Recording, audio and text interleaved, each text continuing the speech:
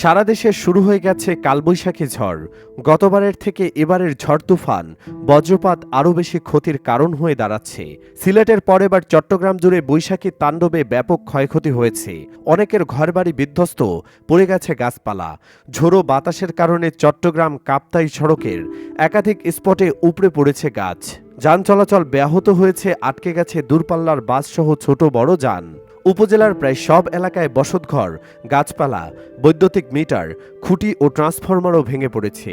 দুপুরের পর রাঙ্গুনিয়া সহ আশেপাশের উপজেলায় তীব্র বৃষ্টি ও প্রবল ঝোড়ো হাওয়ায় বাড়িঘর বিধ্বস্ত হয়েছে, লণ্ডভণ্ড হয়েছে জনপদ। উপজেলায় এবার অনাবাদি জমিসহ ৯,৫০০ হেক্টর জমিতে বোরোর চাষ হয়েছে। বাম্পার ফলনে কৃষকরা ক্ষণিকের জন্য আনন্দিত হলেও বৈশাখী তাণ্ডবে ফসলের ব্যাপক ক্ষয়ক্ষতি হয়েছে। গেল সপ্তাহে কিছু কিছু কৃষক ফসল ঘরে তুললেও পাকা আধা পাকা ধানের বেশিরভাগই জমিতে থেকে গেছে, ফলে ক্ষেতের প্রায় ফসল নষ্ট হয়ে যায়।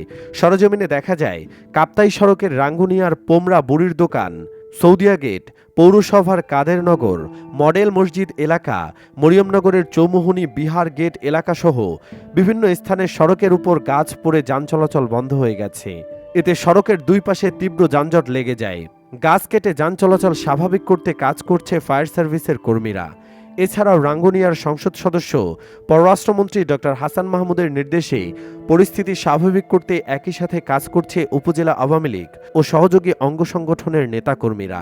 এই সময়ে গণমাধ্যমকে দেওয়া এক বিবৃতিতে সাধারণ জনগণের পক্ষে অনেকেই বলেন, বিদ্যুতের কারণে অগ্নিকাণ্ড ও প্রাকৃতিক দুর্যোগে বৈদ্যুতিক খুঁটি বা তার ছিঁড়ে বিদ্যুৎ বিচ্ছিন্ন হওয়ার ঘটনা যাতে না হয়, তাই উন্নত বিশ্বের মতো মাটির নিচে বৈদ্যুতিক তার নেওয়ায় সরকারের কাছে এখন সময়ের দাবি।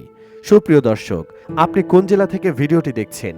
কমেন্টে জানান তো আপনার জেলার নাম ও সেখানকার আবহাওয়ার সর্বশেষ আপডেট। সারা দেশের আবহাওয়ার সবশেষ আপডেট সবার আগে পেতে চ্যানেলটি সাবস্ক্রাইব করুন। ধন্যবাদ।